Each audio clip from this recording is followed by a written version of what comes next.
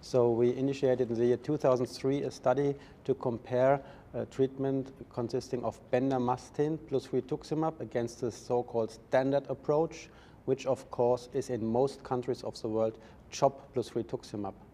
And the indolent lymphomas, as it's in the vast majority, the follicular lymphoma, as well as Waldenström's disease, marginal zone lymphoma, and also we included the mantle cell lymphoma, is a lymphoma type which you cannot cure with a CHOP regimen like. So therefore it is questionable if you really need CHOP, which has a potential higher risk for side effects, or if you can have some less aggressive therapy with a maintenance of the efficacy of such a treatment as CHOP plus rituximab. It's very important to say in lymphoma entities you can cure, like diffuse large B-cell lymphoma, no question that you need CHOP. But in the incurable disease entities, it is really a very important question. Therefore, we randomized bendamustine rituximab against CHOP plus rituximab as front-line treatment in patients with these disease entities. We found out that the bendamustine plus rituximab is much better tolerated by the patients than the CHOP plus rituximab arm. It is well known that CHOP plus rituximab has some potential risks and side effects, such as polyneuropathy, sometimes severe hematotoxicity. As a consequence out of this, some infections. And so this was compared to bendamustine rituximab, and we found out that bendamustine rituximab is inducing much less hematotoxicity. The grade 3 and 4 leukocytopenia was only observed in 12% of the cycles, compared to the 38% of the cycles observed in CHOP plus rituximab. That's a statistically significant and a clinical relevant difference. As a consequence from this, we indeed observe less infectious complications after bendamustine rituximab compared to CHOP plus rituximab.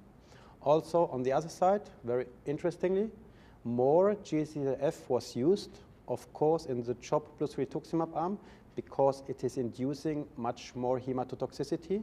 So it was used in 20% of the cycles, and it was only used, the G-CSF, in 4% of the cycles after bendamustine plus rituximab.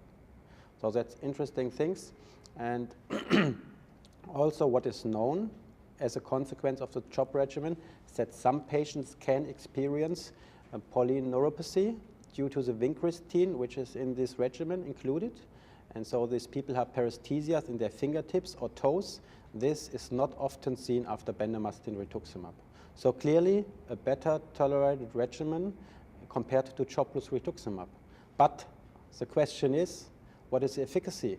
We have here a better tolerated regimen, and it came out surprisingly that it is not only better tolerated, but it also associated with a higher efficacy.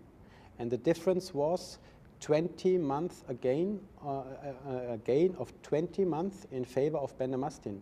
The median progression-free survival of the total patient group, consisting 513 randomized patients, was 54.9 months after bendamustine rituximab, compared to 34.8 months after CHOP plus rituximab.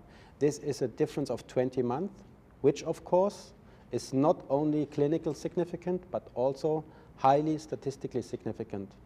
And when you break down these results to the vast majority of the patients with a follicular lymphoma, the results hold true. Again, we found a superiority of bendamustine rituximab against CHOP plus rituximab, with a median progression-free survival in this lymphoma subentity of 46.7 months after CHOP plus rituximab, compared to a median progression-free survival which has not yet reached in the bendamustine-treated group. The feedback of the patients in Germany and of my patients is that they would like to be not recognized as cancer patients. So they all feel very, very well that they have their hair. I did not mention so far, this was also one of the huge differences. After CHOP plus rituximab, everybody eventually is losing his hair, more or less. Most patients have a total alopecia. You are going to lose no hairs with bendamustine rituximab. Again, a big advantage for the patients, and this comes out when you talk to the patients that they really appreciate it. Also, sometimes as a doctor you think, oh, that's not so important, I only look to efficacy, but it's not true. For the patient it means something very important, that they will not be recognized as cancer patients. So it's interesting, patients give me feedback, yes, we can go on to our profession, we have a social life as usual. Of course, we feel a little bit fatigued, we feel not normal, we have this diagnosis, we have received chemotherapy, we are not feeling being well, but no severe side effects in the vast majority of patients.